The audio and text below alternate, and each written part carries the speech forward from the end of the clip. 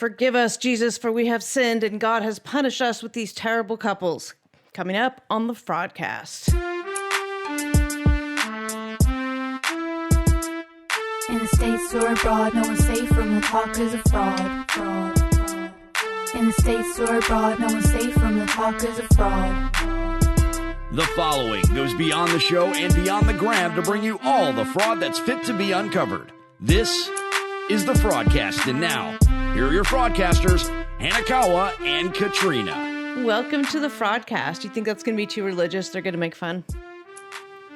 I mean, I still think there's not enough holy water to cleanse some of the cast people, but, you know. But there's plenty of hellfire. I don't think we're being punished for our sins. No, we're being punished for their sins? I don't even know. I don't know. Is it fucking over yet? Like, not yet. We have 2 weeks, maybe 1 week, and a tell-all. I don't know. They keep changing it because all the spinoffs are like getting pushed back, and we have other little mini spinoffs coming in and taking place. And this is what I've said when people ask me, like, when is the tell-all? How many more episodes do we have? The answer is, I don't fucking know, because TLC doesn't fucking know. I don't think they do. Like, I think their schedule is quite fluid, and they just kind of like, we have this footage, let's do a mini series, because they're doing one for Lauren and Alexi's like baby special, which is being aired. Yeah, it's being aired, I think, June 1st, which was like the same date that The Other Way was officially scheduled to start. And now that's been pushed and to now June that's 8th. been pushed back like a couple weeks. So I don't know. I mean, it's cute. That's going to be refreshing to see. Yeah. Yeah, it will be. Well, we're going to talk about all of the other stuff that's coming up. We have, once again, 3 weeks in a row agency joining us today. Oh, good. I can take the ball gag out of my mouth. Not only is this the 3rd week in a row that he's on the regular show, but we kidnapped him to be on the Patreon. Also, just a quick note about our Patreon. We are currently doing a series on foreign marriage customs and some various things like that. And the most recent one, the first one that we did was mail order brides, Russia, Ukraine, like the tours going over to find wives and things like that. You can find that on our Patreon. This week, I believe we're doing China. And then next week, I think we're doing Japan, because each of those countries has some very unique arranged marriage customs, and we're going to get into all of that. Plus, we've had some requests for some very specific stuff about Japan and China. So we happen to have an expert in Agent C on China, and we have an expert in Japan on Agent C and Hanakawa. So they don't really need me for this, but, you know, I'm going to join in anyway. So. It's always to have fun to have you join in. The topics are so deep. And yeah. And they're going to be educating me on some stuff. I'm going to watch some documentaries and stuff, but I'm really excited about that. If you're interested in those, you can find that on our Patreon, which is patreon.com/thefraudcast. But over here, we talk 90 Day, and there's a lot of 90 Day to talk. And now this episode, I don't know how you guys felt. Well, I do kind of know how you guys felt about the episode this week. I'm kind of over it. I'm really kind of like over the season, but there were some good things that popped up in this episode. And, you know, we've got some David and Lana stuff to look at, some possible fraud there, and the conspiracy theories there. We have the whole Varya twist. We have a lot to talk about there as far as what is TLC, could be TLC frauding, what is TLC frauding. And then the self-quarantine edition brought up a lot of issues that are also TLC frauding. So all of this stuff right in our wheelhouse. We're going to get to all of it. But first, we've got a social media roundup for you. are we all happy that Dave has posted like the first pic of him and Lana? I think it's cute. He might be the only one who's happy about that. Well, okay, so as you probably saw, like, or maybe not, he posted the pic and it instantly got, I don't know, a bazillion likes. People are actually starting to follow him on Instagram now. Like most people weren't. I think he was like 4,000 for a little bit. And then he like shot up to 27,000. So people were like, "Oh God, Dave is on the show. He's on the show. His story is real." Well, the story wasn't real that we saw, but in the end, ending is real. Which the ending is real. People doubt the whole thing because the first like 89% was completely bullshit. Right. And we've talked about that ad nauseum about how the candy store and all that was fake. So we won't rehash that. If you want to hear that, rehash that. Yeah, listen to our last couple episodes, but some interesting things, and I don't know if it's just maybe something with the cast this season. All his comments on his page are turned off, and I can imagine that there was an onslaught of curiosity and hate, everyone. Yeah. And when we get down to it, the conspiracy theories are just like they are really special. Yeah, we're going to get into those. I'm applauding people for coming up with them, but every time he comments, I kind of have a feeling that he can't help himself but to comment, so he probably turns them off so he won't respond. Yeah, because all his responses are like, and every tabloid, every Instagram blogger is posting them. So he's basically telling his story in comments, and if you get the right string of them, you'll get the real thing. Right. I've actually had some followers send me screen grabs of a lot of what he's been saying in there. And you're exactly right in your assessment of he's telling the real story via the comments. And maybe, TLC is not going to see it. So maybe we're going to out him. If TLC doesn't see the shenanigans happening with the other cast, like Dave is pretty freaking tame. Right. Just saying. So yeah, I mean, he probably has like 10 posts all together on his page. That Lana being real saved the end of the season. It did and it didn't, right? Because when we get down to it, it's like, okay, Lana's real, but so what? She's a real human being, but so what? Isn't she still? Now the question is how much did TLC pay the agency to produce some, Ukrainian woman to play as his love interest? Right. So now it's just a mess. But moving on from him, Varya is teasing a new YouTube channel. I think they all are teasing a new YouTube channel, except for the ones that had a YouTube channel, which was Stephanie.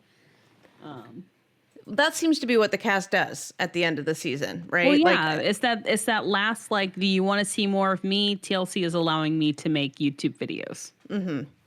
I mean, Joffrey already made one for cooking and showering. Stephanie has had hers. Erica has one, but it's only better known for where the leak came from for the tell-all. And I'm trying to think of who else this season had one. Who else is in this season? We won't see one from Lana. Rose has one, right? Rose does have one, and so does Ed. And like Ed started his like way before he got on the show because he was anticipating greatness. And Rose basically smoked him in follower count. Right, because we're going to talk about Ed, I think, but I don't know. I mean, are we talking about him? No, we're not talking about him later in the show. He was on like Access Hollywood or some, they're interviewing him, like the real media is picking him up and interviewing him. And it's like he's like, everybody loves him. Like the media loves him. But the 90 Day fans hate him. Well, I honestly think it's because these producers at like Access Hollywood have a 17-year-old nephew who watches PewDiePie, who calls him like the man of thickness, and they think he's just a meme.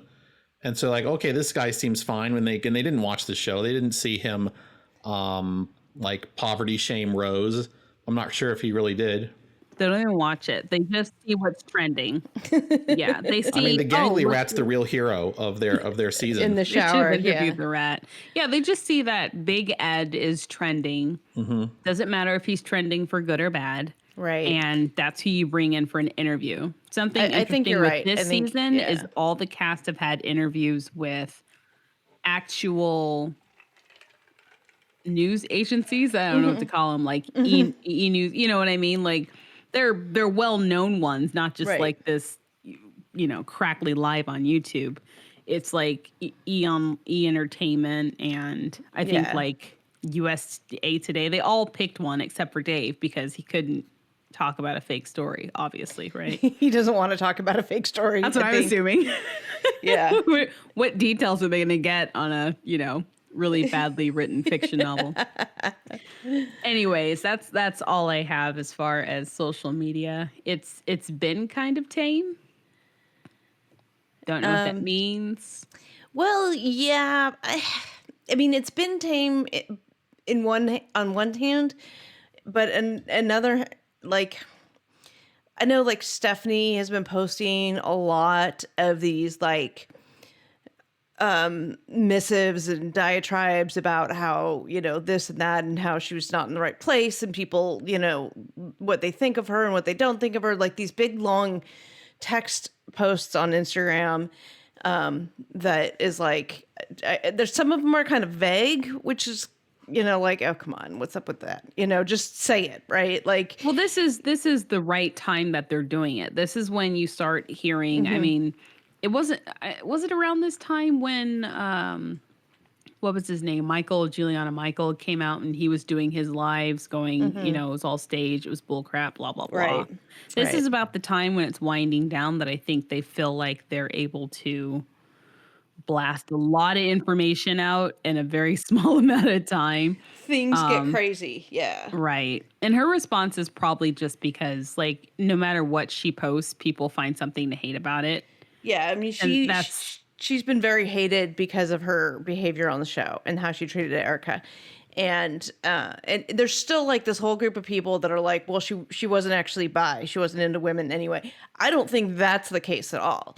I just think that she, and I've said this before, is that the person that was talking to Erica was the online persona Stephanie and not the real Stephanie. And so there was a clash when the real Stephanie showed up in Australia, and we've talked about that ad nauseum as well. But now she's taking it to... It's no reason to constantly hate on someone, but that's just what we do.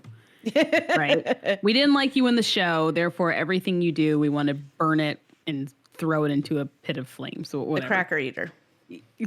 She's become the 90-day cracker eater, unfortunately. So who responds to her comments on Instagram? Like, who are her followers? Is it like hateful fans, or does she have a simp army that comes in to white knight her, or is that just on OnlyFans? She already had a following before this whole thing started. So I'm assuming that following has carried over from her YouTube channel, which she has, I think, over 300,000 subscribers. So it's not like she doesn't have people that liked her before the show, but now it's people who liked her before the show mixed in with people who hate her because of the show.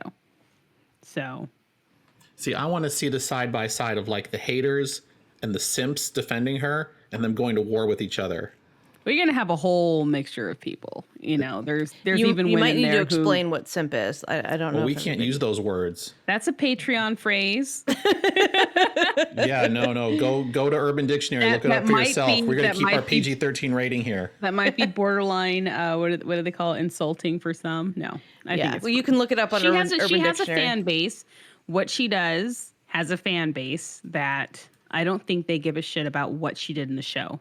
Right. I pay for something. I got it. I don't care about 90 Day Fiance. Yeah. Right. Here's Stephanie dressed up as a schoolgirl.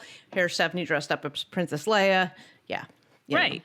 Exactly. So, any other social media happening? Can we talk about how all of them are doing interviews, live interviews? Maybe not all of them. With who? With what? It's mainly Usman who's talking to everybody. I don't believe anything that comes out of his mouth, therefore I don't watch it because it's a waste of time for me. Right? It's background noise when I'm typing, but that's it. That's pretty much it. I can't say there's anything happening right now. I mean, there is George, one thing. Jorge. Oh yeah, George is back. He did an interview. Or Jorge? He did an interview with TMZ. I wonder what they paid him. I asked him for an interview, and he didn't tell me how much he cost, but he says he costs a lot, and he takes. I would cash charge out. too, because I just got out of prison and I need money to get an apartment. Right. So, it better be like $5,000, and TMZ probably won that bet.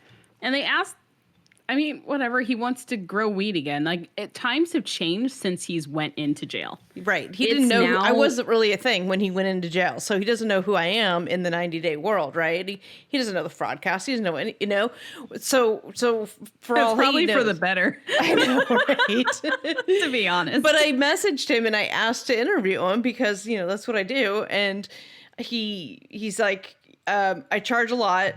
I charge a high fee and I take Cash App. And I was like, I laughed. I was like, oh, I know. Good for him, though. Like, yeah. I was like, I don't pay for information. I don't pay for interviews, but thanks. Good luck. And, with your glow up, you're going to do just fine out there. Well, that helps him, too, because you know how many people probably messaged him saying, can we do an exclusive with you or whatever. Whatever. Yeah. Give it to TMZ. But I guess the biggest thing that came out of it was that he has a desire to go back into the marijuana growing industry, which is actually pretty good right now since quarantine because most people have stocked up on it. People are using it. You can tend your garden. What do people call them? Is it Victory Garden? I have no idea. The marijuana world is so foreign to me. I never, even when I was drinking and active alcoholic, I never was a pot smoker. Like, I smoked pot maybe a couple times in college and I wasn't a fan of it. I didn't like the smell. I didn't like what it did to me. And so I've never been into it. And even in the advent now of all of the edibles and all of these other things, it's still not something that I've ever gone back to because obviously I'm an addict and I can't get into that, but I'm also a federal employee, so I can't. That's a big thing too. But I mean, a lot of things have changed since he's gone in. So the state of Arizona, since I am here, is really strict on it. They just opened up it to be legal, I think a few years ago, for medicinal use only. So you have to have a medical marijuana card to buy it, and they consider it a medicine. So, the dispensaries are pretty much pharmacies, and you're a client or patient. But if he moved back to California, it's open season. He just has to pay for a license to grow, and then he can become a supplier and he can do what he loves to do, but do it legally. So my suggestion is Colorado, Utah, California, Washington, not Utah, not Utah by a long shot. Not Utah. I meant Colorado. Holy shit. They could barely have a drink of whiskey out there. Yes. Right. They have the Zion curtains. You can't watch them mix your drink. Oh my God. Wait, what? No, we're not going there. That's a Patreon episode where we talk about Utah drinking laws. But yeah, if that's what you want, send Katrina a message. If he wants to do what he wants to do, he just needs to go somewhere where it's legal. But right now he's living his best life, and he's actually where I used to go hiking. He posted some pictures out there. So at least he's getting outside and being active before it becomes hot as fucking hell. Yeah. Because we're already in the hundreds, and, enjoy that. Something else that is happening in social media or, being put on social media is at 90 Day Fiance, the official site, the one with the little blue tick, is actually giving us hints and announced that Happily Ever After will be coming out, June 8th? Yeah, breaking news, newsflash. We dropped via Hanakawa had dropped the names of the couples we had heard about for Happily Ever After. And now TLC is making their official announcements about it. And so far, we've been correct on every single one. So, Hanakawa has been posting some of that stuff. And I've been reposting it if you want to take a look. But if you want to, I will look up when that comes on. And if you want to take it away with the couples. Yeah. So far, the couples that have been announced is Sinjin and Tanya. We heard cries around the world about that one. Larissa, I did when I first posted that one too, a long time ago. Everyone's like, "Why?" Because that was like one of the first couples that I had heard that had gotten word of confirmation on it, and yeah, right. Larissa and Colty. Except for with them, there's a bit of a twist because we know they're not together. Right. So their Happily Ever After question mark is going to be the question mark where no, and it's going to be them dating other people. Other one that was confirmed was Kalani and Asuelo. Yes. Asuelu? Woo, I'm bad at that name. And just confirmed probably about, 15 minutes ago was Andre and Libby. Yeah. Libby. So the last one that we are predicting based on the information from lovely sources is that Angela and Michael are going to be the last ones to be confirmed. What about Natalie and Michael?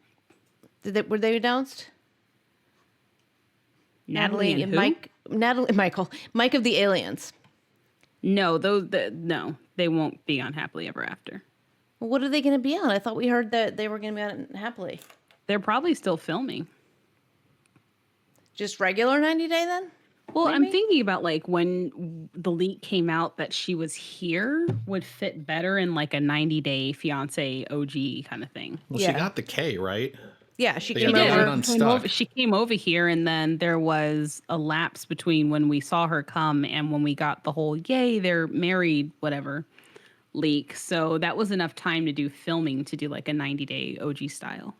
Yeah, and we in know my that they got opinion. married. So, yeah, I mean, their story would fit perfectly in a 90 Day. So, So yeah, the last couple should be Angela and Michael. okay. There was rumor that there was going to be what was her name? Poop Water Pole. Yes. And There's been, with him and Karini, it's been, they get bumped back and forth between being on Happily Ever After and being on like a app only. Like an app series. show, right? Yeah. I think depending on what kind of footage they're getting for these other couples, then they'll use the footage of Paul and Karini to just like they'll put it where it fits. Like if it, you know what I mean? Like they're like at the bottom of the pecking order, and their footage. If their footage is really good for Happily, and they don't need any extra content, then he'll get bumped to the app, right? right. And also because recently they announced that they were having another baby. Mm-hmm. I can imagine TLC jumping on that train too. So Yes. Sunday, June 14th. Happily Ever yes. After. So yeah, those are the couples that are being announced for Happily Ever After. And I think all but one has been announced. And I guess we can put in the pot for some kind of bet that it's going to be Angela and Michael. But it's not fair if I bet on. Okay. Yeah. My guesses, as someone pointed out, were spot on. I'm like, I wonder why. I wonder don't know. why we're spot on. It's all good fun. I do like the way that 90 Day is doing that, like making people guess and kind of hyping them up.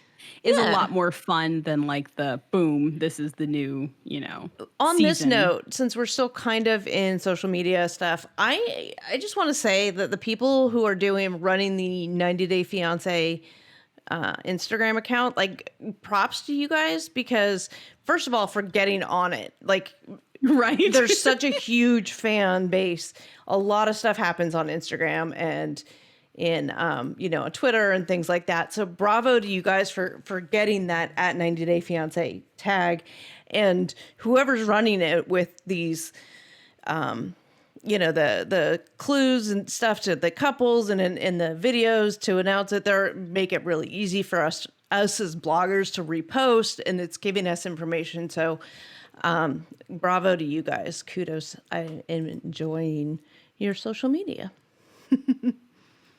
So I just want to say, if they do bring Angela and Michael back, I really hope Angela makes like a really meta comment, like, "Did you miss me?" Oh my god! Right? Like throws So many people some have- low grade shade at baby Ghoul Visa. So many people girl have visa. like mentioned, like in responses to the story, was like, please bring Angela back. I was like, did you ever think that you'd be begging for Angela? And I would just love it if they just like put it front and center. That'd be so incredibly meta, and it would be fantastic. Oh my god! Whoever thought when she said at the tell-all that she was the classiest trashiest bitch you'll ever meet, who knew that was right? Who knew we'd miss her? Oh my god, I can't. All right. I mean, there's still like some things that she did, and you're like, ugh. But I think Lisa has like took all that, wrapped it up in a garbage bag, burnt it, tossed it down the street, and then went live with it. So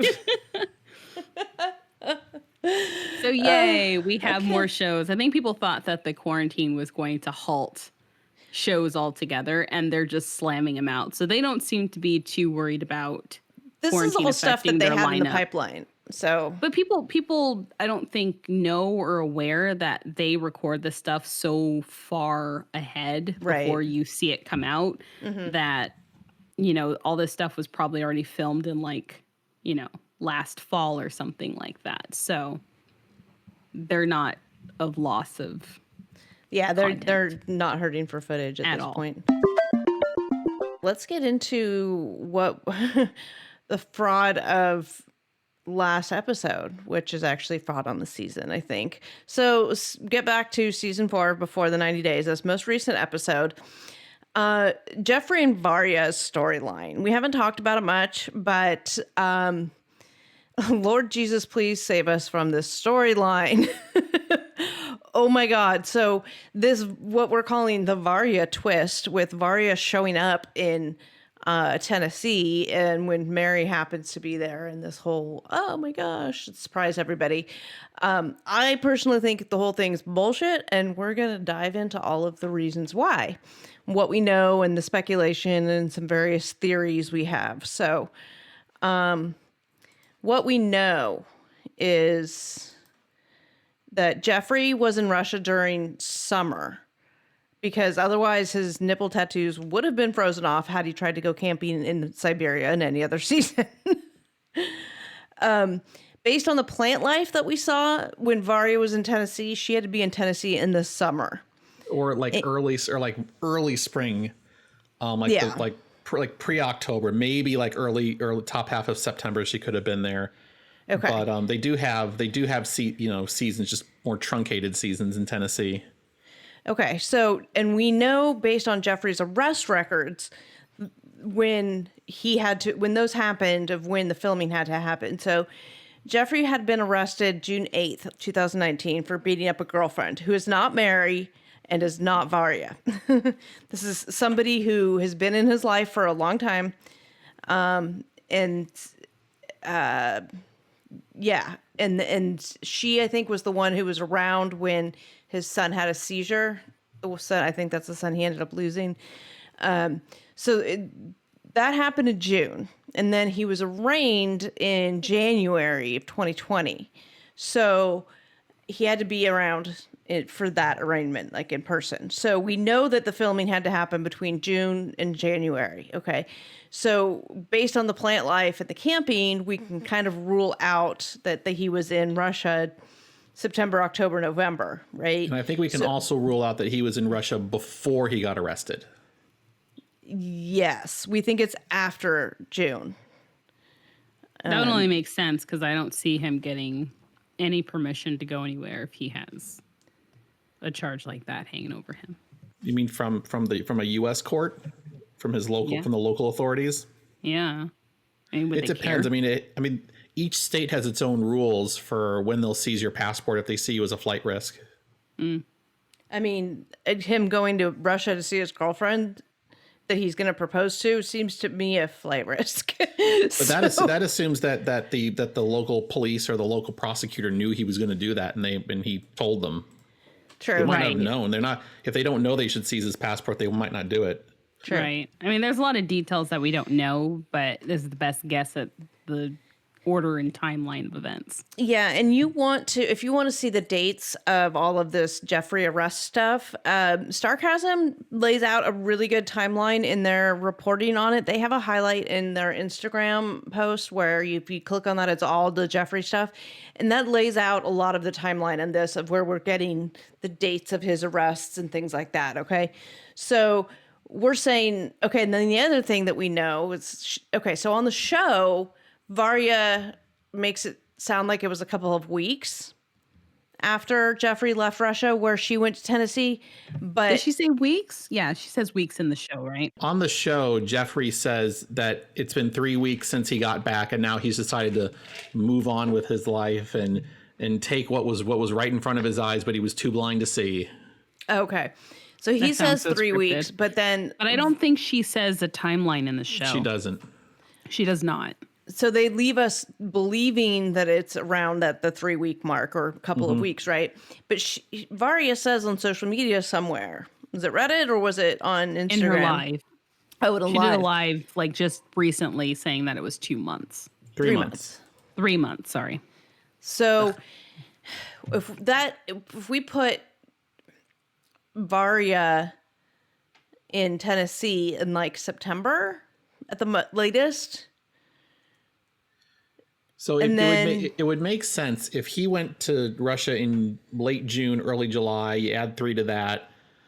I mean, it could puts you into a roughly September timeframe, and that could potentially work. If he went in May, for example, like right before he got arrested, which might be possible, you're starting to push it a little bit. She'd be there in August. That kind of makes sense. Kind of what it looks like in terms of how she's dressed, what the plants look like. That makes sense. But if he was in Russia in like July, in like late July, August, I call BS because the trees would have started turning. So you're saying that there's one of the possibilities is that she actually went to Tennessee before he came to Russia?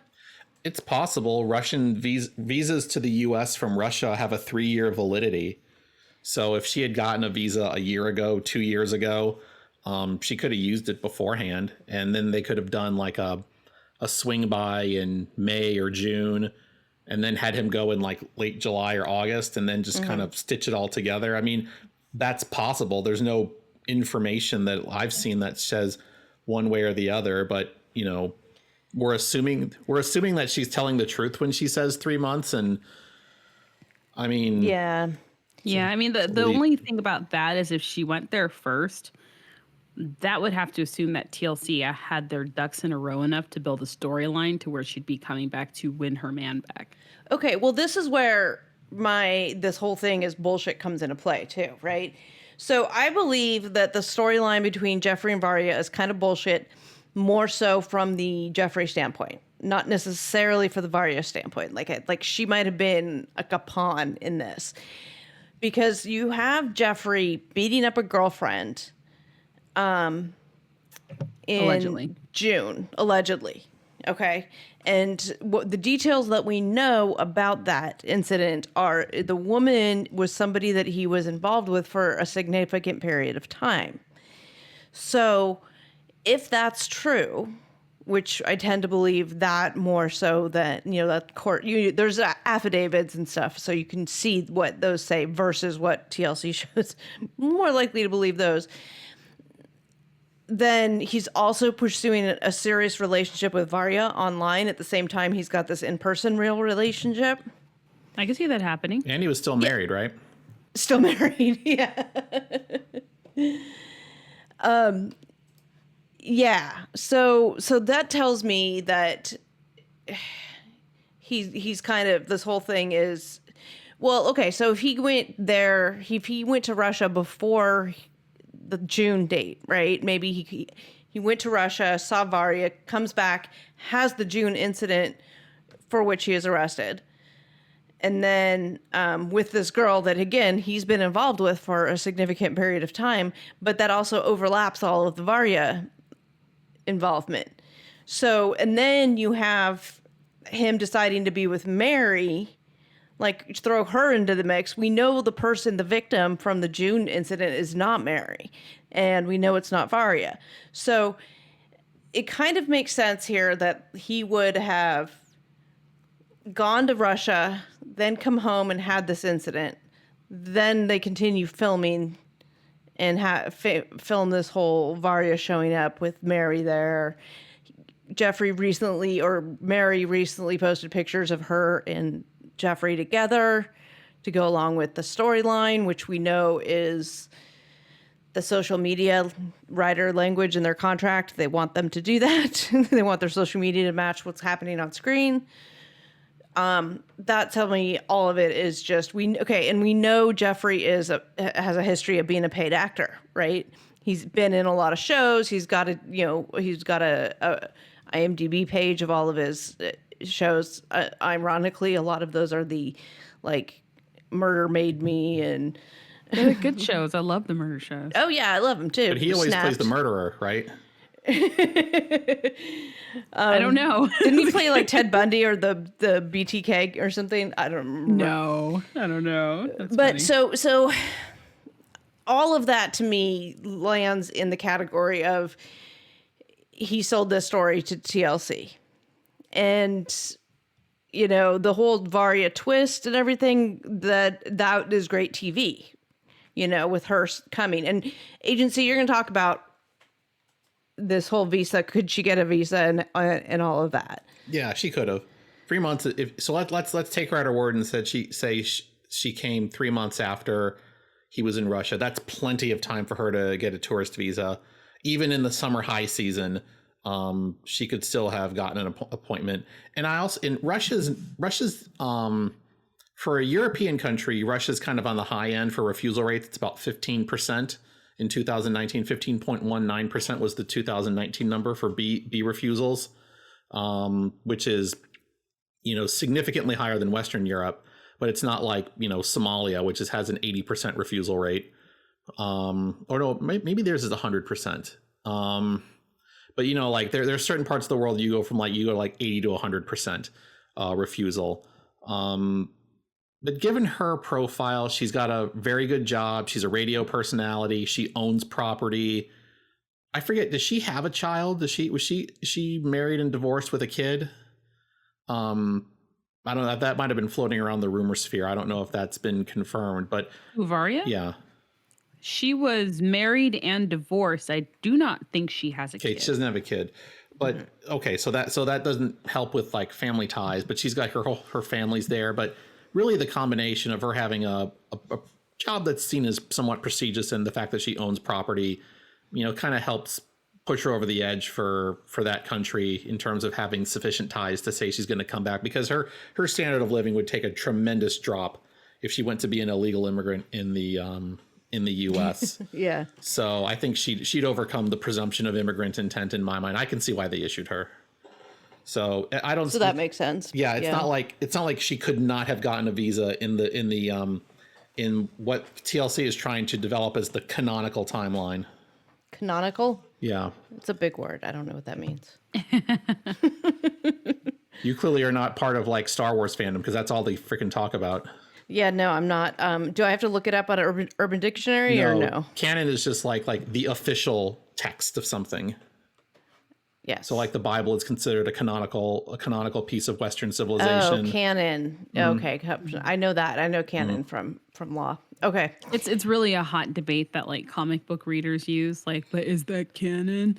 So it's all over that world of fandom. It's fiercely debated. That's another Patreon episode. Oh God. Oh my God. Do you guys think that this whole Jeffrey and Mary are a real thing? Or is it for TV or what, See, I don't know, because there was a post that came out that Mary put out. I don't follow her, but I saw it around. And Varya had posted on that picture, like, I'm too old for these fucking games. I don't know what that means. Like, it was just such like, it was like in the corner of the internet. Someone posted it. I actually think it was a page that was actually taken down after the tell-all leaked footage. But she had commented on there that, I'm too old for these games. I don't know. It feels like there's some kind of emotional reaction there. I just feel like I feel like this was all ginned up for a Maury Povich moment. This is what we're getting next week. That's a lot of effort for TLC to persuade someone to like come to America to film literally 20 minutes of, what we're going to see. Who knows how long they filmed with them, but I don't know. It just seems like a lot of effort.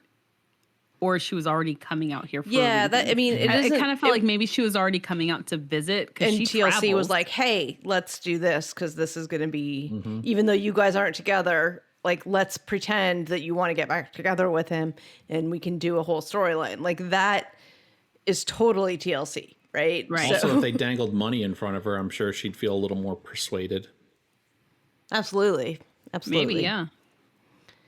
So, and Varya's looking to elevate her profile too, They're all looking to elevate their profiles. They all have something to gain from it, so, Like, if the show hadn't been here, she would never have come if there hadn't been a show. Oh, no, of course.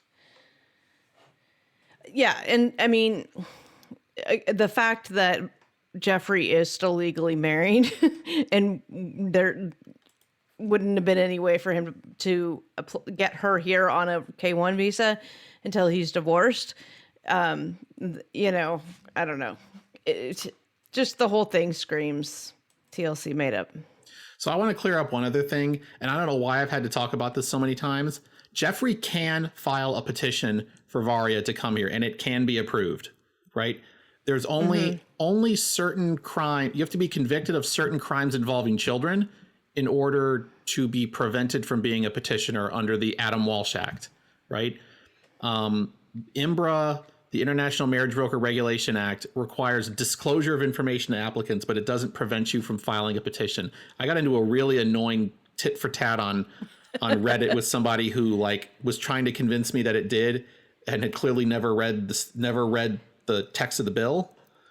And he can file a petition and he can be approved. Now he does have some kidnapping charges that were made against him with his arrest. And if it involves a minor, and he's convicted of it, then he may be ineligible to file a petition. But as of that's today, all still pending. It's all still pending. It may get pleaded down if he takes a plea bargain. We have no idea. But as of today, with everything we know, he can have a petition approved for her, but she will find out all the dirty secrets that he's not telling her at the time of the interview and decide whether she would want to proceed based on that. Now he can't file a K because he's still married though. Yeah, correct. But like for some reason people are still like having trouble with that. So I want to throw it out there again. Hopefully it'll stick. Yeah, I do. I get a lot of questions about how could he have gone to Russia if he's a felon? How could he bring her over and stuff? Well, there hasn't been any talk that he's going to try to bring her over on a K-1 visa to begin with. But assuming he wanted to, he can't because he's still married, but he would be eligible to regardless of the charges. And people were asking, again, you got to look at that timeline too, because you had some before he went to Russia and some after he went to Russia. So he's got 2 pending court cases. There are 2 different ones. It's not just one incident. There's 2 pending. One's his ex-wife and one is a girlfriend. Yeah. And they're 2 separate, they're all pending, and they had pending court dates that he can't go to right now because everything's on hold because of the Rona, right? So, and the other thing about him going to Russia can only prevent him from going if they're aware of his criminal background. And unless they ask about it explicitly on their visa application, how are they going to know? They don't have access to all of the records. They can't search police databases. Yeah, and would a pending arrest be a reason? Or because he hasn't been convicted of any of these 2 things, he does have the history in his background of having gone to prison for the drug charges, and that's completely separate and apart from these pending allegations that concern domestic violence and kidnapping and whatnot. Right, and it assumes that it's 1, a visa ineligibility criteria in Russia, 2, that they ask about it, 3, that he tells the truth about it. So it's 3 assumptions you have to satisfy in order for it to even come into play. And so you have 3 points of failure that I think all fail at the same time. David and Lana conspiracy roundup. Okay, so the big question here is Lana isn't 28, is she? Or is she? There's no proof that she's not. Well, her face. No proof that she is. Well, okay, so remember I mentioned before that her pictures were photoshopped by the agency, most likely? Or they were just taken 10 years ago. So when you see her in ago. real life, you see that she's not as glitzy. You can tell. I can tell with my own eyes that those were really smoothed over. Her jaw was changed. Her hair was filled in. It doesn't take a scientist to see, but... Like I said, she's a pretty average looking girl. She's not like Brazilian supermodel so out of his league it hurts. So I don't know if people she's seeing still that out of she his looks league. like a normal. Let's be normal. real. Right. I think people seeing that she's normal, they're like, wait, what? Because what the pictures that we saw in the intro of her and David's story were pictures when she was 19. 10 years does do something to you. I mean, I'm not saying that she's not 28 as like a dig to her. I mean, she looks more to me like most people are. Most people are like, she's 40. I don't. I think like, she doesn't look 40, but no. Let's assume she's in her mid 30s. She looks good for her mid 30s. She's taking care of herself, in the Ukraine. Good for her. But 28 seems like a stretch. I mean, for me, if she's older, that's better, right? Yeah. Because most people were saying it's gross how he's with someone so young, and if she's older, then it's not a problem. Mm-hmm. Sure.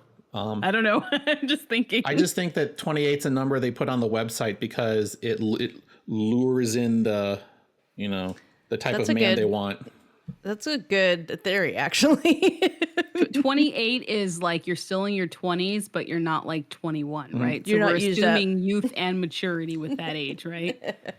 That opens up a whole new topic of age, because that leads nicely into this next conspiracy that Lana is married and actually has a kid already.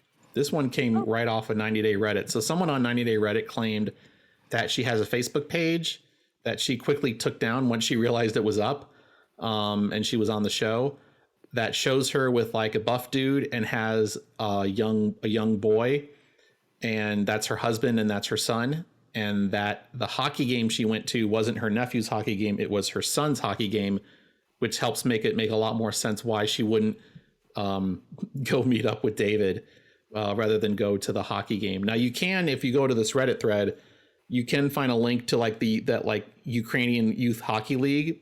And if you look at the video they post, which is like the most recent post, and go to like time mark 1 minute, 36 seconds, you see someone who looks a lot like Lana standing by herself in the stands. Oh, that's really going deep. That is, wow. But if she's in the stands, that just says she was at the hockey game, but it doesn't link her to a kid. Well, okay, but let's take it a step further. Why is she by herself? Because she's got like 2 rows up, 2 rows friends. down. That's why she's on the site. But what if about it's the her kid's nephew, mom? It's her nephew. if it's Where her about nephew, her sister and her sister or brother and the spouse? Where are they? Maybe she's the only one that could go. It could It's be. possible. It could Absolutely. be. It's possible. I love these little I love them. But it could also be that's her I'm son. the person who's like, Pixar didn't happen. Well, I mean, a picture of her with a guy and a kid doesn't necessarily mean that guy is her husband, right? Like, It doesn't. And the other thing is we can't go and find it now because the page has been put to private. We can't see it now. So it's this is very much like in the rumor mill category. Oh yeah. Lana's alleged husband, if you're out there and you want to talk to us, we use Google Translate. It would be interesting if she was married before, though, because if she's the age that I would totally believe that she had a marriage and got divorced.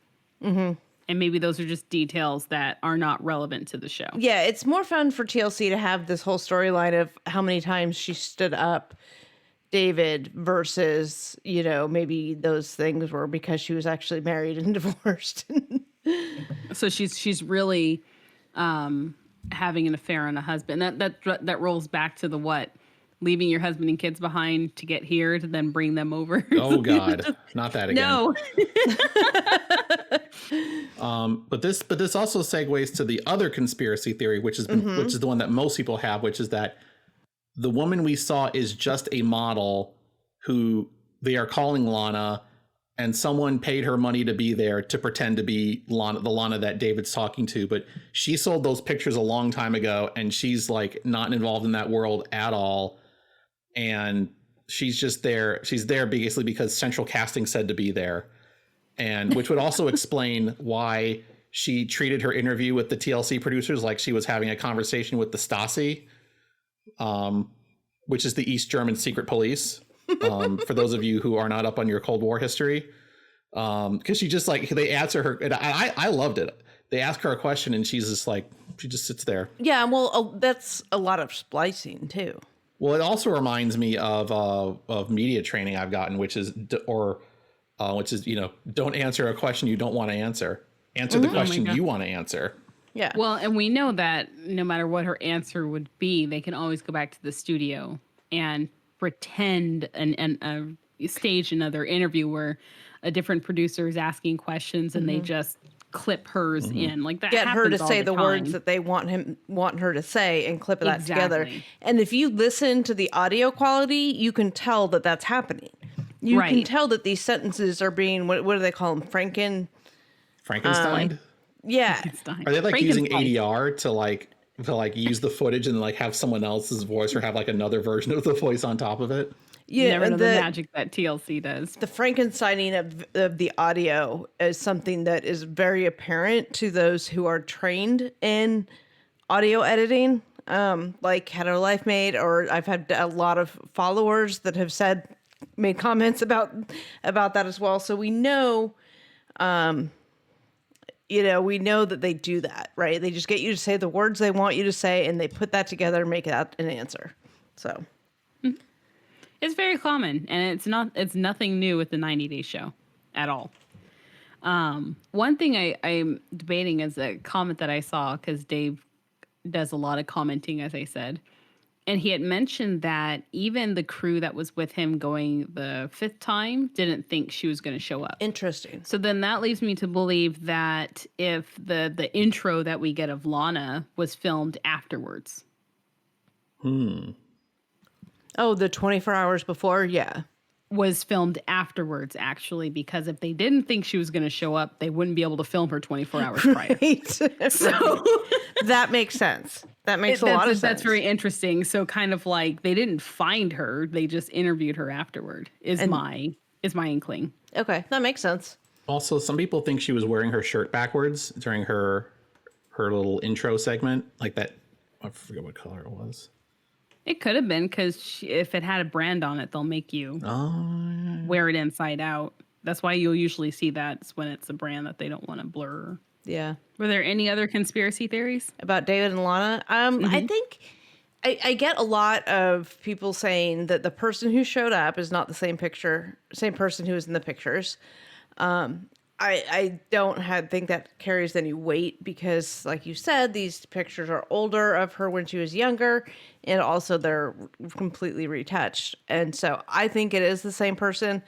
A lot of what I've been getting goes into the agency hired somebody or TLC hired somebody to pretend like they're this Lana person. And well, we're used to it because in the case of Yolanda and Williams, we know that they bought stock footage of someone else. Mm-hmm.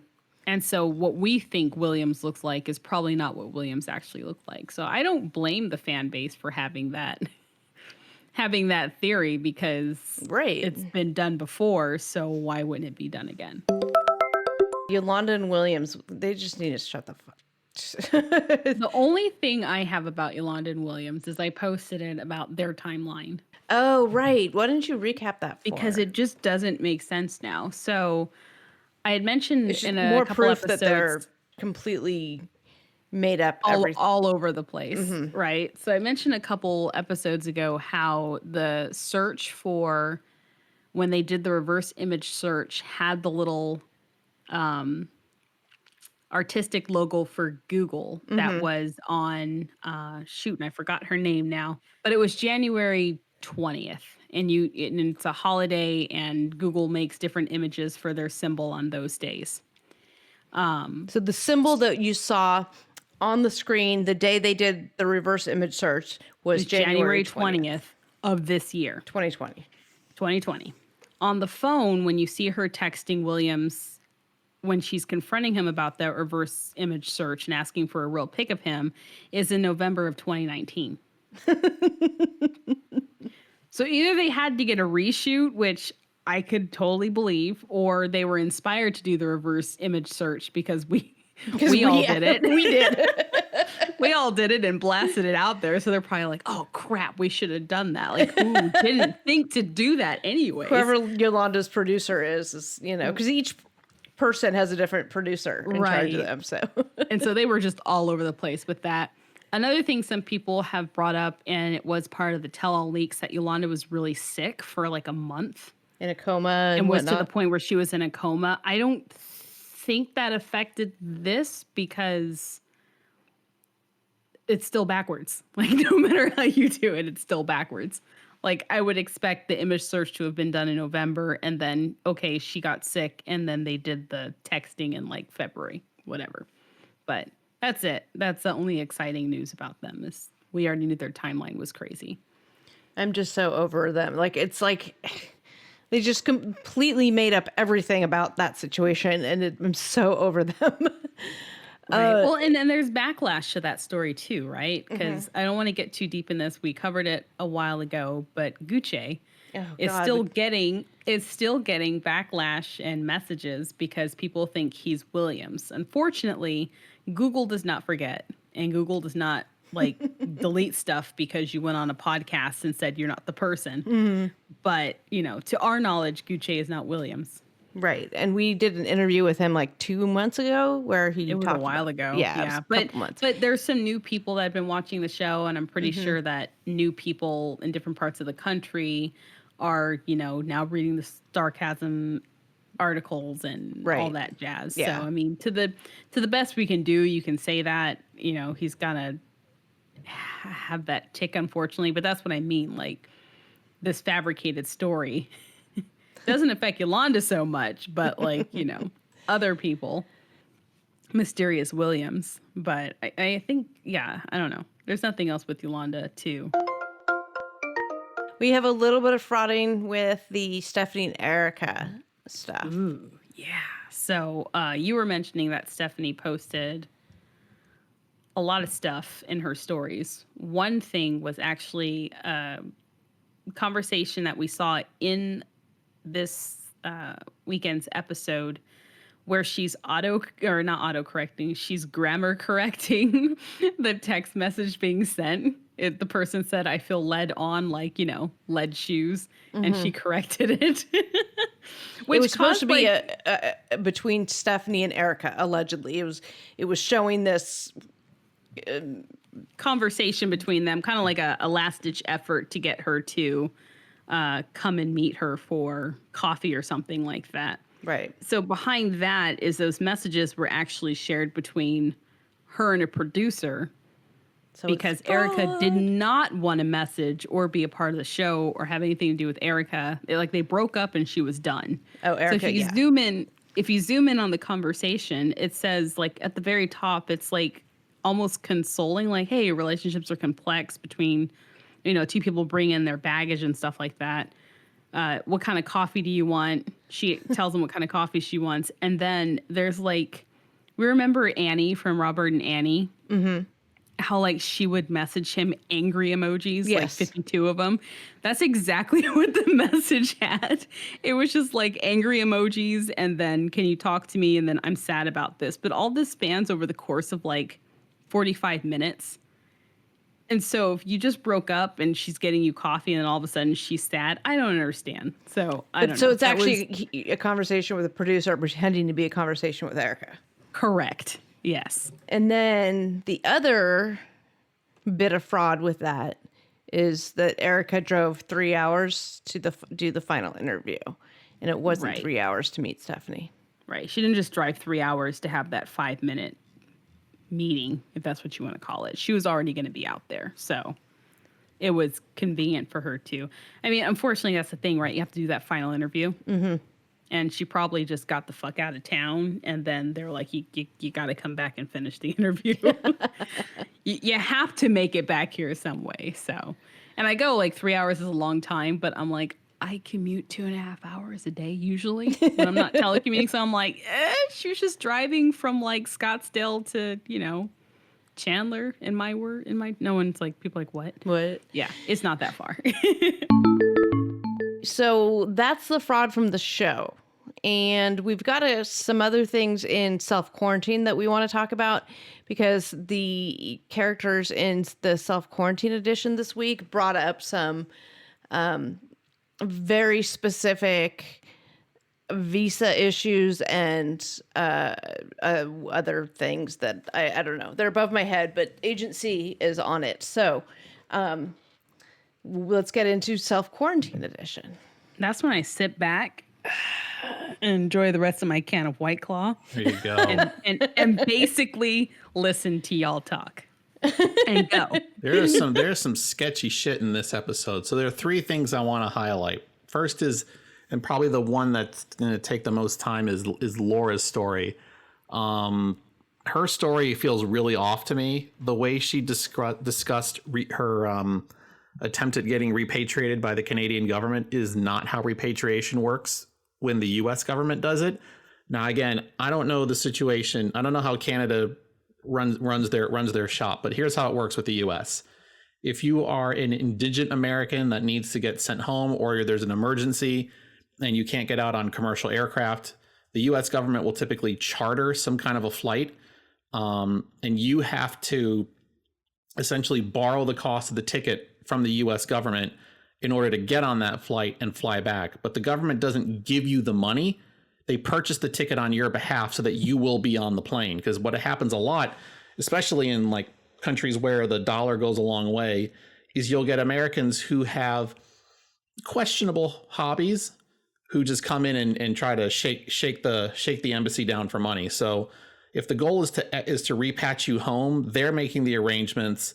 They're dealing with the airline. They tell you when to show up, where to show up, and then you sign a promissory note that says that you have to repay this loan to the government. But versus what they showed on the episode, which was that there was going to be this flight on Friday. She had to go and apply for this loan and get the money and have it put in her account, and then try to get a seat on the flight, and the flight was full. So you're saying that that's not a thing that happens, at least in the U.S. Maybe Canada does it differently. We can't confirm. But Canada, the Canadians tend to follow what we do, and we're pretty well aligned on how we do things. So it strikes me as extremely unusual that they would put money into a dollar-denominated account overseas for somebody, and then make them responsible for purchasing their own ticket. And also, then have the ticket not be available. And then have the ticket not be available, because part of what they're also doing when they get people to sign onto these loans is they're seeing how much capacity they're, because they charter these flights to bring home a certain number of people. So it just, that way, I mean, if the whole thing just stinks. If someone from the Canadian embassy in Ecuador wants to come and talk about how they do things, they're more than welcome to, but that is not how the United States government repatriates its citizens. They will take care of all the logistics for you. The other thing that's interesting is, does Laura, is she a green card holder, or does she have dual citizenship? I don't remember. Because if she has dual citizenship, she could have just called the U.S. embassy and put on a plane. There's a lot of question about whether she was kicked out of the U.S., whether she kicked out of the U.S. How the hell would that work? Well, there were some conspiracies there, because one conspiracy was that she wasn't even here legally. I mean, could be. We won't know, right? But I don't understand any other situation where she wouldn't be able to come back. Yeah. So I just think that her whole, oh no, I missed my shot, it seems something seems off about it, at least because from the way that when I was doing these kinds of cases, that's not how it worked. The government buys the ticket for you so that you are on the plane. So, I mean, unless Canada trusts its citizens more than the United States does, her story is off, and there's something wrong with it. The other thing about her story, and I'm only going to address this very, very briefly before moving on, is this guy she's talking to, Tony, is a blogger in the 90-day blogger sphere, and he's very, very gay, openly about it. So this whole love muffin, they're together thing, I don't know why. I don't know. He agreed. Maybe she has the power to persuade him to try. Yeah, maybe he's bi. I don't know, but that's what I know about back. Or is her purple friend named Tony? We saw Omar and Avery, and Avery was like, oh, Omar had an interview scheduled, and then the coronavirus, and now a couple of things is how then she's like, well, can't you do an interview somewhere else? And Omar's like, it's a pandemic, it's everywhere. It seems that in his case was transferred to the embassy in Amman, Jordan, and that's where his interview was scheduled. I think they said his interview was scheduled March 31st, and the worldwide drawdown of visa services happened a bit before then. So his interview was canceled. He's not going to be able to get his case transferred until the visas are staffed up again. And by the time the visas are staffed up again, he can just go to Jordan. But I think the bigger question here is, he had an interview. That means he's, close to being able to come over. And first thing I did was I texted you and I was like, what does this mean? And because travel ban, Syria's under the travel ban, which means he's not going to be able to come over. So can you explain to our listeners what you explained to me about this? Yeah, basically he's going to have an interview to determine his eligibility, and then he's going to be told that he's unable to go to the U.S. because there is a rule in place that says a visa cannot be issued to him. They have to go through the interview because if he has some ineligibility, then he's not able to go to the U.S. because of the ineligibility. And then he has to be refused on those grounds. But if he's otherwise able to go, then they have to refuse him on the travel ban grounds, which then opens up a path to a waiver that exists in the executive order.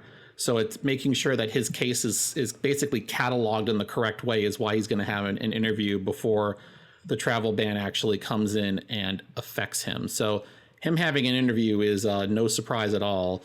He's going to be told he can't go. He's going to be told about the waiver procedures. And if Avery is smart, they'll find someone competent in these matters, maybe someone who's actually steered a case through, and apply for a waiver to get him over. Just the fact that he had an interview means nothing because the travel ban portion, that's the question I get, right? Is, he had an interview, but a travel ban. The travel ban doesn't come into play until after the interview. Once his eligibility is determined, or as we would say, once his case is adjudicated, and they've evaluated whether he qualifies, then those rules kick in. Okay. So, yeah. Hope you like indoor skiing, Avery. Because she's going to have to go live in Dubai. Right. I've actually been there. Dubai? It's nice. I did not go skiing at the indoor ski place, but I saw it, and Dubai's great. I like Dubai. Yeah, I actually was proud of them for having that agreement in place that if it was going to be more than 6 months, then they would go live in UAE. Avery was correct, though, that if she goes to UAE, she's no longer able to sponsor Omar to go over. They're going to have to find a co-sponsor in the U.S. Interesting. UAE it's not a terrible place, but I mean, if it was the cost to pay for love and be with Dubai isn't terrible. It's a very reasonable compromise. Right. And actually, my best friend lived in UAE for a number of years. I want to say 5 to 10, somewhere in that range. She's actually probably going to come and be our expert on the Patreon about customs and marriage in that regard. But that aside, anyway, yeah, it's a great place to live. Moving along, Dean in the Philippines. It's going to blow your mind, guys. Dean is not the first person to have done the take my pension and go live in Southeast Asia thing. It's extremely common. He was correct. The dollar does go a long way down there.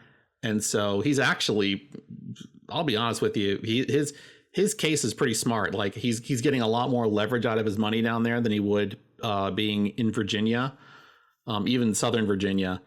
And he seems to be doing well. But his situation is not even remotely as unique as one might think. There's a reason why where he was, you could see there was a Dunkin' Donuts, right? There are a lot of Americans there. A lot of Americans hang out there, especially old pensioners. And yes, I know what you're thinking. I know where your mind is. And yes, it is like that. Wait, what? There's some of that. Wait, what? Well, who are these? Why do some of these old men choose the Philippines as a place to go with their pension money?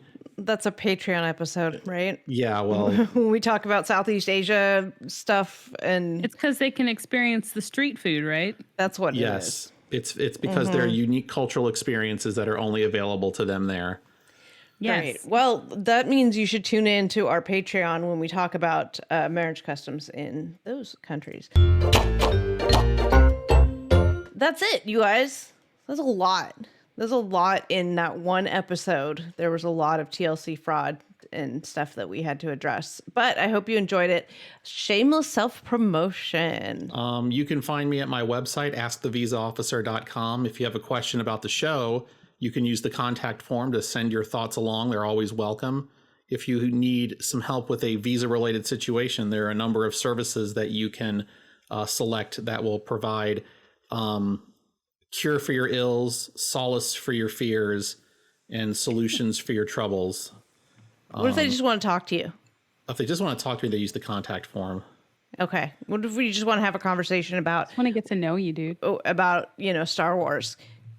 Well, like Jorge, I charge a lot. We're trying to convince Agency to have an Instagram, so We're trying. You're trying. We're trying, you guys. You have yet to succeed. Wherever you talk to him, just lean in real heavy on that. Yeah. Hanakawa. I do have an Instagram. Yes. It's at 90 Day Fiance today. And that is the one-stop shop to find me and talk to me. Excellent. I actually answer most of my messages too, by the way. Yeah. I am at Frauded by TLC on Instagram. I am closing in on 100,000 followers. I think I'm about to hit I'm at 97,000 followers right now. It's time to start announcing that giveaway. Yeah. Wait too late, girl. So I'm going to do a giveaway. Some of the things that are going to be included in it will be a prize pack will include a tote bag full of stuff from There Is No Store. I'm working on some other goodies that I can send along. Can I announce the other part? Are we ready to announce that? I think so. Okay. So one of the prize packs, the prizes in the prize pack is that you get to guest host on the Fraudcast with us.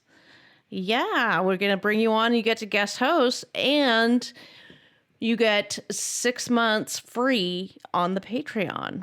So that is what I've got so far. Maybe I'll have more. I'm working on it.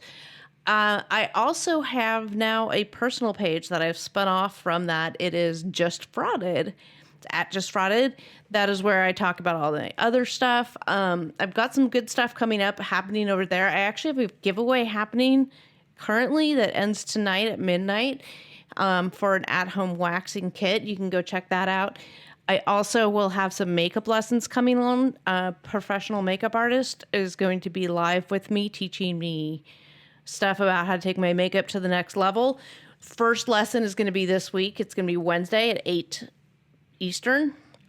And it's going to cover the basics, the very basics of makeup. And then I think Thursday will be false lashes, how to apply false lashes. So that's the kind of stuff that happens over there on Just Frauded. So you join me over there if you want to hear and be involved in any of those things that are happening over there.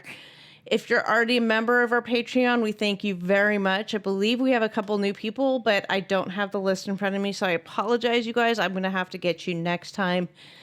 You can find us it's patreon.com/thefraudcast.